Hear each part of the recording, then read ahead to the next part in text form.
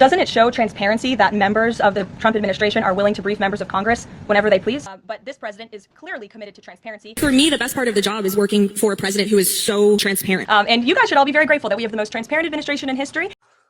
Oh, my God. Shut up already. We heard you. We don't believe you for a second, but you could stop barfing that up every time you're on the mic. He's so transparent that Congress needed to pass a new law to get transparency on the Epstein files, and we still don't have all of them. And what about the ballroom? We keep being told it's privately funded, no taxpayer money. Well, isn't that nice? Very generous, very civic-minded, very nothing suspicious happening behind the curtain. Please ignore the man stuffing envelopes into the chandelier. Because according to the Washington Post, the donor agreement for this ballroom was being kept secret until someone sued and a judge forced it into the daylight. Turns out the agreement protects donors who ask to stay anonymous.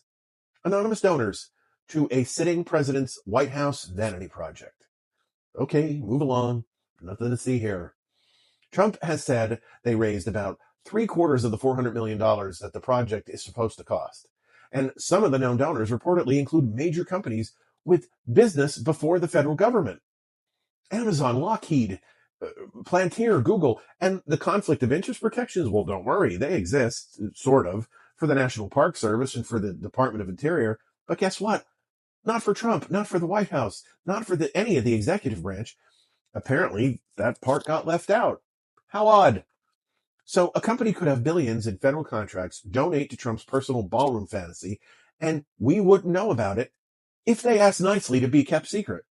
And White House defense is basically, just relax, this is all normal. Normal. A president raising private money for a massive White House construction project while donors can hide their names. The White House is supposed to belong to the country, not to anonymous corporations and defense contractors and tech giants. And definitely not to one man with zero scruples and the decorative taste of Liberace on acid. If any of the donor list is secret, the public does not know who is buying access. And when the public does not know who's buying access, it's a lot of things, but it ain't Transparency